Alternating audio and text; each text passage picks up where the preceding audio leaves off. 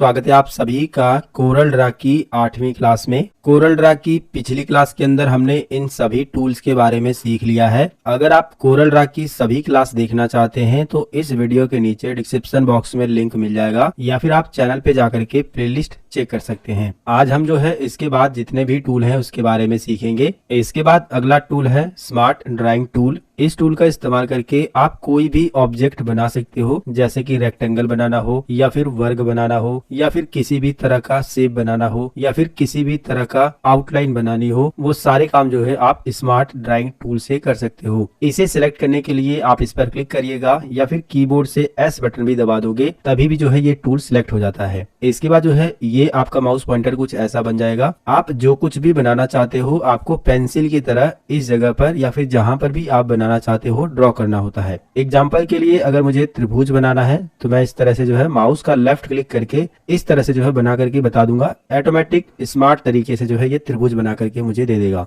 ये बिल्कुल जादू की तरह काम करता है। बस आपको जो है बताना होता है कि आप क्या बनाना चाहते हो। थोड़ा बहुत टेढ़ा मेढ़ा भी बनेगा तो भी ये ऑटोमेटिक जो है शेप में कन्वर्ट कर लेता है, जो कि आप देख पा रहे हैं। इसी तरीके से अगर मुझे आयत बनाना है तो मैं इस तरह से आयत भी बना सकता हूँ। अगर मुझे वर्ग बनाना है तो मैं इस तरह से वर्ग भी बना सकता हूँ। कहने का मतलब ये है कि जो भी आप ऑब्जेक्ट बनाना चाहते हो वो आप स्मार्ट ड्राइंग टूल से इस तरह से बना सकते हो। कोई भी शेप बनाना हो, कोई भी ऑब्जेक्ट बनाना हो, बस आप जैसा बनाना चाहते हो, जिस तरह से पेंसिल से हम लोग पेज पर बनाते हैं उसी तरह से आपको यहाँ पर भी इस पेंसिल को चलाना है और ऑटोमेटिक जो है स्मार्ट तरीके से वो इस तरह से जो है कन्वर्ट हो जाएगा। अगर आप इस टूल को चलाते वक्त लाइन को मिलाएंगे नहीं तो ये जो है शेप में नहीं कन्वर्ट होगी, बल्कि जो है एक कर्व लाइन इस तरह से बन जाएगी, जो कि आप देख पा रहे हैं। बाद में जरूरत पड़ने पर आप इसे मिला भी सकते हैं। इसके लिए जो है आपको इस टूल को सेलेक्ट करना होगा और इसे पकड़ करके यहाँ पे ला करके इस तरह से मिला सकते हो, या फिर दोनों को सिलेक्ट करने के बाद यहाँ पर जो है आपको ऑप्शन मिल जाता है ज्वाइन टू नोड का। आप इस पर क्लिक कर देंगे तो ये जो है ज्वाइन हो जाता है। तो कहने का मतलब है कि स्मार्ट ड्राइंग टूल से आप शेप भी बना सकते हो, आउटलाइन भी बना सकते हो। अगर आपको इस तरह से कोई आउटलाइन बनानी है तो इस तरह से जो है आप आउटलाइन भी बना सकते हो। जब आप इस टूल को सिलेक्ट करेंगे तो ऊपर आपको 2-3 ऑप्शन मिलते हैं, इसे भी थोड़ा ध्यान से समझिए। पहला ऑप्शन है शेप रिकॉग्नाइजेशन लेवल। तो जो आप शेप बना रहे हैं उसको कितना फास्ट तरीके से, कितना लो तरीके से रिकॉग्नाइज करेगा, वो चीजें आप यहाँ से सेट कर सकते हो। जितना ज्यादा हाई रखोगे उतना अगर ज्यादा टेढ़ा मेढ़ा भी बन जाएगा तो भी जो है ये रिकॉग्नाइज कर लेगा। जितना लो करोगे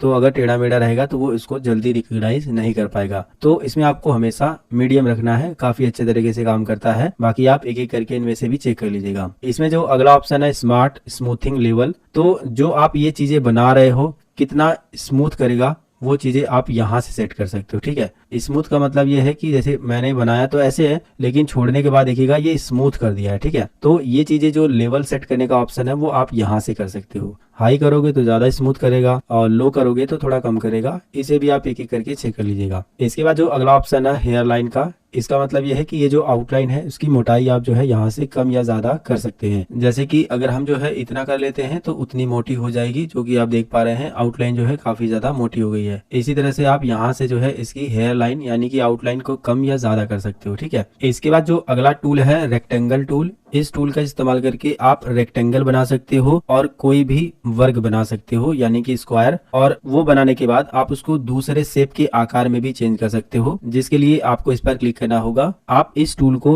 F6 बटन दबा करके भी सिलेक्ट कर सकते हो। टूल को सिलेक्ट करने के बाद माउस का लेफ्ट बटन दबा करके जिधर की साइड में आप खींचोगे वैसे जो है शेप के आकार में आपका ये जो है बनेगा। अगर आप जो है वर्ग बनाना चाहते हो यानी कि स्क्वायर बनाना चाहते हो तो आपको कंट्रोल बटन के साथ जो है इस तरह से प्रेस करना होगा, तो जो इसकी लंबाई है, जो इसकी चौड़ाई है, बिल्कुल बराबर रहेगी। ठीक है, लेकिन अगर आप जो है आयत बनाना चाहते हो यानी रेक्टेंगल बनाना चाहते हो तो आप इस तरह से बना सकते हो। राइट साइड में खींचोगे तो इस तरह से बनेगा और नीचे की साइड में खींचोगे तो इस तरह से बनेगा। ठीक है, तो जैसा भी आपको बनाना है आप अपने हिसाब से माउस पॉइंटर को घुमाएंगे उस डायरेक्शन में जो है बनेगा। कभी कभी क्या होता है कि हम पेज पर कोई डिजाइन बना रहे हैं तो इसी पेज के सेम साइज का जो है हमें यहाँ से रेक्टेंगल बनाना होता है, तो उसे बनाने के लिए हम इसे सिलेक्ट करते हैं, फिर यहाँ पर जो है इस तरह से बनाते हैं। लेकिन अगर आप नए हैं तो बिल्कुल परफेक्ट साइज में नहीं बन पाता है, कहीं इधर से मिस हो जाएगा, कहीं इधर से, कहीं ऊपर से, कहीं नीचे से, यानी कि कहीं ना कहीं छूट जाता है। तो उस कंडीशन में आपको क्या काम करना है, आपको केवल ये जो टूल है रेक्टेंगल टूल, इस पर डबल क्लिक कर देना है। डबल क्लिक करते ही जितना बड़ा आपका पेज रहेगा जिस साइज में, बिल्कुल उसी साइज में जो है एक रेक्टेंगल ऑटोमेटिक जो है इसमें बन जाएगा। ठीक है। फिर से समझिए, करना कुछ नहीं है, बस इस टूल को सिलेक्ट कर लेना है और इसके बाद इस पे माउस का लेफ्ट डबल क्लिक कर देना है। इसके बाद बन जाएगा और इसके बाद कोई भी कलर आप भर सकते हो इस तरीके से, ठीक है। एक और बात, बनाने के बाद अगर आपको फिर से जो है रेक्टेंगल बनाना है तो फिर से वो चीजें कर सकते हो। डबल क्लिक करने के बाद फिर से जो है बन जाएगा और इसको आप जो है नीचे इस तरह से ड्रॉ कर सकते हो, ठीक है। कहने का मतलब ये है कि आप डबल क्लिक करके जितना बड़ा पेज लिए हैं उसके साइज का जो है एक रेक्टेंगल बना सकते हो। अगर ये पेज को आप घुमा भी देते हो, जैसे कि मैं घुमा करके दिखा देता हूँ, ऐसे पेज भी रहेगा तो भी जो है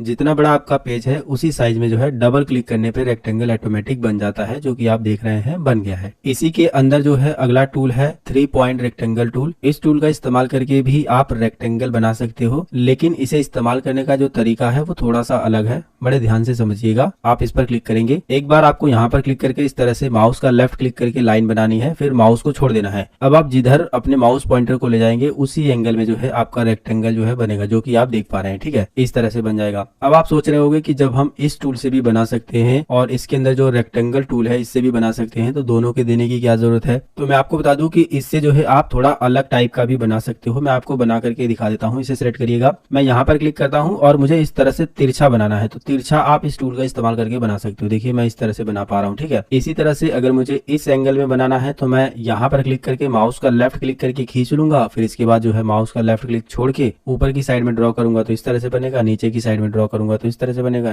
बिल्कुल इधर नहीं, नीचे इस साइड में नहीं आएगा, ना ही ऊपर जाएगा, बस आप इधर कर सकते हो, ठीक है। इधर कर सकते हो, इधर, यानी कि दाएं बाएं कर सकते हो, ऊपर नीचे आप नहीं कर सकते हो। ये है इस टूल की खासियत। जब आप कोई भी ऑब्जेक्ट बनाते हैं तो ऊपर आपको प्रॉपर्टी बार में और भी बहुत सारे ऑप्शन मिल जाते हैं, इसे भी आप जो है समझ लीजिए। लगभग जो भी आप ऑब्जेक्ट बनाएंगे सभी में जो है ये ऑप्शन आपको देखने को मिलते हैं। तो एक बार मैं आपको समझा देता हूँ, उसके बाद जो है जो भी ऑप्शन आप यूज करोगे अगर ये ऑप्शन दिखाई देते हैं तो आपको समझ जाना है कि इससे क्या होगा। इसमें जो सबसे पहला ऑप्शन है वो है ऑब्जेक्ट की पोजीशन। ये जो आपने ऑब्जेक्ट बनाया है वो पेज पर किस पोजीशन पर है वो आप यहाँ से जो है देख पाएंगे। इसके बाद जो अगला ऑप्शन है वो है ऑब्जेक्ट का साइज। जो आप ऑब्जेक्ट बनाएंगे उसका साइज क्या है, जैसे कि उसकी विड्थ क्या है, उसकी हाइट क्या है, वो चीजें आप यहाँ पर देख पाओगे और यहीं से चेंज भी कर सकते हो, ठीक है। जैसे कि ऊपर देखो 140 है, तो अगर मुझे इसको जो है 150 करना है तो मैं यहाँ पर 150 करके यहाँ पर जो है क्लिक कर दूंगा तो 150 का हो जाएगा, ठीक है। इसी तरह से यहाँ पर जो है आपको स्केल का फैक्टर मिल जाता है, यानी कि ये जो ऑब्जेक्ट आपने बनाया है उसका जो साइज है वो आप यहाँ पर परसेंटेज में भी देख सकते हो और परसेंटेज में भी सेट कर सकते हो। अभी आप देखोगे हमने ऊपर चेंज किया था जिसकी वजह से 107% दिखा रहा है और यहाँ पर 100% है, यानी जब हमने इसे बनाया था तो दोनों 100% था, लेकिन जैसे ही हमने यहाँ पर बढ़ाया तो ये 107% हो गया। फिर से मैं आपको बना करके दिखा देता हूँ। हम इस तरह से ड्रॉ करेंगे तो अभी आप देखोगे साइज तो अलग अलग है, ये साइज अलग है, ये साइज अलग है, लेकिन यहाँ पर परसेंटेज बिल्कुल 100 दिखा रहा है, यानी कि 100% ये भी है, 100% ये भी है, इसमें कोई भी अभी हमने चेंज नहीं किया है।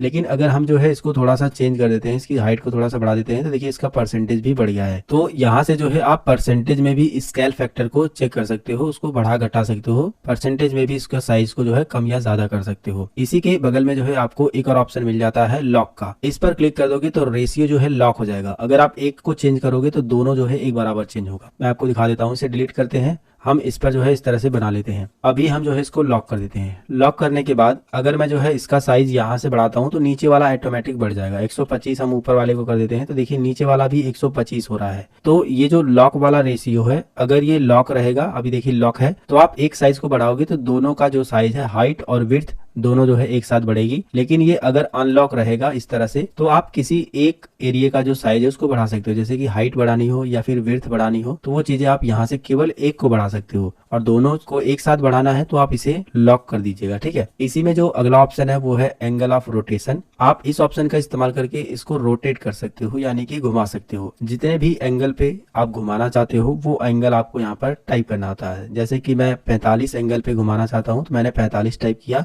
बाहर क्लिक करने के बाद जो है 45 एंगल पे जो है ये घूम गया है। घुमाने का एक और तरीका है कि आप बीच में क्लिक करके ये जो रोटेशन पॉइंट मिला है इसको पकड़ के भी घुमा सकते हो, ठीक है। लेकिन आप यहाँ से पॉइंट बाय पॉइंट बता करके भी घुमा सकते हो। जितना पॉइंट आप यहाँ पर टाइप करोगे उतने ही पॉइंट पे जो है ये रोटेट होगा, यानी घूमेगा। इसके बाद जो है आपको मिरर का ऑप्शन मिल जाता है। आप यहाँ से जो है इस वाले हिस्सों को इधर मिरर कर सकते हो और इस वाले हिस्से को इधर, और इसी के नीचे जो है आपको एक और मिरर का ऑप्शन मिल जाता है। आप इसको हॉरिजॉन्टली मिरर कर सकते हो, यानी कि ऊपर वाला हिस्सा नीचे और नीचे वाला हिस्सा ऊपर। मैं आपको करके दिखा देता हूँ। फिलहाल मैं इसे डिलीट करता हूँ। हम इस टूल को सेलेक्ट करते हैं और यहाँ पर इस तरह से बनाते हैं और इसको पकड़ करके माउस का राइट क्लिक करके इसका डुप्लीकेट कर लेते हैं। इस वाले में कोई दूसरा कलर फिल कर देते हैं और इस वाले में कोई दूसरा, और दोनों को सिलेक्ट करते हैं और ऊपर से जो है थोड़ा इतना लाने के बाद माउस का राइट क्लिक कर देते हैं। इससे 4 हिस्से हो जाएंगे ताकि जब मैं आपको समझाऊंगा तो समझाने में जो है आसानी रहेगी। कौन सा हिस्सा किधर जा रहा है वो आपको देखते ही पता चल जाएगा। ठीक है, अब देखिए मैंने 4 कलर भर दिया है।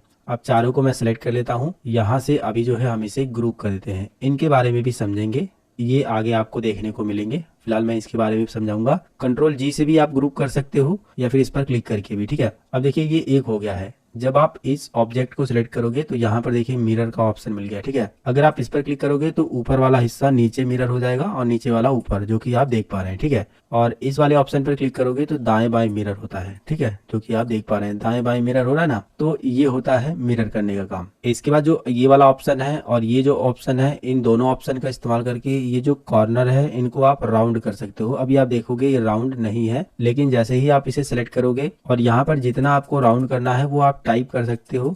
जैसे कि देखिए मैं जितना यहाँ पर बढ़ा रहा हूँ वो जो है उतना राउंड हो रहा है। ठीक है, अगर आपको कोई शेप का कॉर्नर राउंड करना है तो वो चीजें आप यहाँ से कर सकते हो। एक चीज को आप नोटिस करेंगे कि मैं जैसे ही एक का बढ़ा रहा हूँ चारों बढ़ रहे हैं। ये चारों इसलिए बढ़ रहे हैं क्योंकि ये लॉक है। ये देखिए यहाँ पर जो है राउंडेड कॉर्नर टुगेदर, ये जो है लॉक लगा हुआ है इस पर। इसे अगर आप अनलॉक कर देंगे तो केवल वही हिस्सा बढ़ेगा जो आप बढ़ाएंगे। फिलहाल मैं डिलीट करता हूँ, फिर मैं आपको समझाता हूँ। इस तरह से हमने बना लिया। अब हमें ये वाला कॉर्नर राउंड करना है और ये वाला, बाकी दो को नहीं करना है। तो हम इसे अनलॉक करेंगे और ऊपर वाला कॉर्नर का मतलब ये वाला है, इसमें हम 25 टाइप कर देंगे। बाहर क्लिक करेंगे तो देखिए ये वाला राउंड हुआ है, और ये वाला राउंड करना है तो हम यहाँ पर क्लिक करके 25 कर देंगे तो ये वाला राउंड होगा, बाकी ये और ये नहीं होगा। अगर ये लॉक रहेगा तो आप एक को बढ़ाओगे, जैसे कि मैं इसको बढ़ा देता हूं तो चारों बढ़ जाएंगे। अब आप कहोगे कि बढ़े तो नहीं, ये वाला नहीं हुआ। तो ये चीजें जब होगी जब आप इसको 0 कर दोगे। ठीक है, इसको भी 0 कर दीजिएगा और इसको भी 0 कर दीजिएगा तो सब बराबर हो जाएगा। इसके बाद इसको लॉक कर दीजिएगा और अब अगर आप करेंगे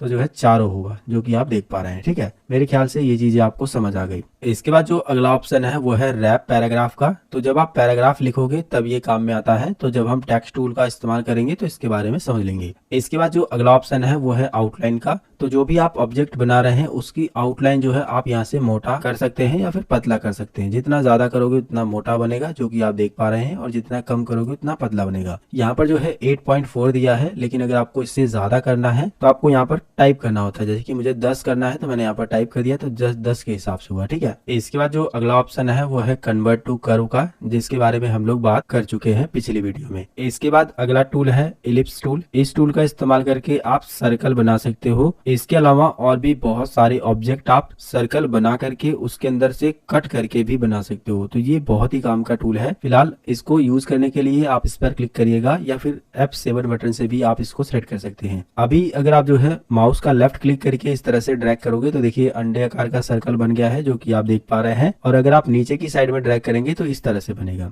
लेकिन अगर आपको एग्जैक्ट गोला चाहिए, एग्जैक्ट सर्कल चाहिए, बिल्कुल चारों ओर से बराबर रहे, तो आप कंट्रोल बटन को होल्ड करिएगा, यानी कि कंट्रोल बटन को दबा लीजिएगा। इसके बाद माउस का लेफ्ट क्लिक करके खींचेंगे तो इस तरह से बिल्कुल एक साइज में जो है बनेगा। बनाने के बाद जो है ऊपर देखेंगे सेम वही चीजें मिली है हमको जो अभी हमने पीछे सीखी है। यहाँ पर जो है 2-3 और ऑप्शन जो अलग हैं उनके बारे में बात कर लेते हैं। इसमें जो देखिए आप सर्कल तो बना ही सकते हैं, साथ में साथ आप पाई बना सकते हैं और आर्क भी बना सकते हैं। आप इस पर क्लिक कर देंगे तो आर्क बन जाएगा, आप इस पर क्लिक कर देंगे तो पाई बन जाएगा, और इस पर क्लिक कर देंगे तो इलिप्स यानी कि सर्कल बन जाएगा। अगर आप जो है इस पर क्लिक करते हैं और ये जो आपने पाई बनाया है, इस ऑब्जेक्ट के ये जो बीच का हिस्सा है इसको आप थोड़ा और कम करना चाहते हैं तो आप यहाँ से कम कर सकते हैं। जितना ज्यादा आप पॉइंट यहाँ से बढ़ाओगे उतना जो है कम होगा, जो कि आप देख पा रहे हैं, और जितना ज्यादा पॉइंट कम करोगे उतना जो है ज्यादा होगा। इसी तरह से आर्क पे भी ये काम करता है। आर्क अगर आप क्लिक कर दोगे तो आप यहाँ से जो है इसको और जो उसकी दूरी है उसको कम कर सकते हो और उसको बढ़ा सकते हो। बाकी आप शेप टूल का इस्तेमाल करके भी इस पॉइंट को पकड़ करके इस तरह से मिला सकते हो। ठीक है, इस तरह से मिला दोगे तो ये बन जाएगा, और इस तरह से इधर भी। इसके बाद इसके अंदर एक और ऑप्शन मिल जाता है क्लॉकवाइज का। इस पर अगर आप क्लिक कर दोगे सकते हो जितना ये सिलेक्ट है इस हिस्से को छोड़ करके जितना हिस्सा छूटा हुआ है इसका जो है ऑब्जेक्ट बन जाएगा, यानी कि जितना हिस्सा छूटा है वो ऑब्जेक्ट बन जाएगा और जो ऑब्जेक्ट है वो हट जाएगा। मैं इस पर क्लिक करता हूँ तो देख सकते हो इतना हिस्सा छूटा हुआ था जो कि ऑब्जेक्ट बन गया है और जो ऑब्जेक्ट था हमारा मेन वो हट गया है। ठीक है, तो ये चीजें आप यहाँ से जो है चेंज कर सकते हो। ठीक है, जो हिस्सा आपको चाहिए डिजाइन बनाते वक्त, अगर आपको ये हिस्सा चाहिए तो इसको यूज कर सकते हो, अगर आपको ये वाला हिस्सा चाहिए तो बस इस पर क्लिक करके इसको यूज कर सकते हो। इसी के अंदर जो है आपको 3 पॉइंट इलिप्स टूल भी मिल जाता है। इस टूल का इस्तेमाल करके भी आप सर्कल ही बना सकते हो। जिस तरह से 3 पॉइंट रेक्टेंगल टूल काम करता है ठीक उसी तरह से 3 पॉइंट इलिप्स टूल काम करता है। आप इस पर क्लिक करके सर्कल बना सकते हो। बनाने के लिए माउस का लेफ्ट बटन दबा करके इस तरह से ड्रैग करके छोड़ देंगे, फिर इस तरह से जो है खींचेंगे लेफ्ट साइड में या फिर राइट साइड में, तो इस तरह से जो है सर्कल बनेगा जितना आप प्रॉपर बना सके। बनाने के बाद माउस का लेफ्ट क्लिक कर देंगे तो सर्कल बन जाएगा। बाकी सारी चीजें सेम है जो कि आप ऊपर देख पा रहे हैं। इलिप्स टूल से आप पत्ती वाला शेप भी बना सकते हो। अगर आप कोई डिजाइन बना रहे हो जहां पर पत्ती वाला शेप बनाना है तो आप इस टूल को सिलेक्ट करिएगा, कंट्रोल बटन दबा करके इस तरह से एक सर्कल बना लीजिएगा। इसके बाद पिक टूल को सिलेक्ट करिएगा और इसका एक डुप्लीकेट बना लीजिएगा। कंट्रोल डी से भी बन जाएगा या फिर यहाँ पर लाने के बाद माउस का राइट क्लिक कर देंगे तो डुप्लीकेट बन जाएगा। इसके बाद जो है दोनों को सिलेक्ट करिएगा और यहाँ से जो है आपको इंटरसेक्ट जो ऑप्शन दिखाई दे रहा है इस पर क्लिक कर देना है। ये जो सारे ऑप्शन है ना इन सभी के बारे में बात करेंगे। फिलहाल आप इंटरसेक्ट के बारे में समझिए। इंटरसेक्ट क्या काम करेगा, दोनों ऑब्जेक्ट के बीच में जो ऑब्जेक्ट है उसको एक अलग ऑब्जेक्ट बना देता है। आप इस ऑप्शन पर जैसे ही क्लिक करेंगे तो आपको एक इस तरह से एक अलग से जो है शेप मिल जाएगा। बाकी आप इसे भी डिलीट कर सकते हो और इसे भी, आपको एक अलग शेप मिल गया है जो कि पत्ती के आकार का है, आप देख सकते हो। इसके बाद जो है आप इसके अंदर कलर भी फिल कर सकते हो और जहां पर भी आपको यूज करना है आप इसे यूज कर पाओगे। बाकी इलिप्स टूल का या फिर कहें रेक्टेंगल टूल का इस्तेमाल करके और भी अच्छे अच्छे शेप बनाए जाते हैं। जब हम डिजाइन करना सीखेंगे तो इन टूल का इस्तेमाल करके आप कैसे कैसे शेप बना सकते हो वो सब कुछ मैं आपको बताऊंगा। फिलहाल ये वीडियो थोड़ा सा बड़ा हो गया है इसलिए जो है हम इस वीडियो को यहीं पर एंड करते हैं। बाकी जितने भी टूल हैं उनके बारे में हम लोग आने वाली वीडियो में बात करेंगे। अगर ये वीडियो आपको पसंद आया तो वीडियो को लाइक शेयर सब्सक्राइब करिए। अगर आपके मन में कोई सवाल है तो नीचे कमेंट करिए। मिलेंगे फिर एक नई वीडियो में एक नई जानकारी के साथ। जय हिंद।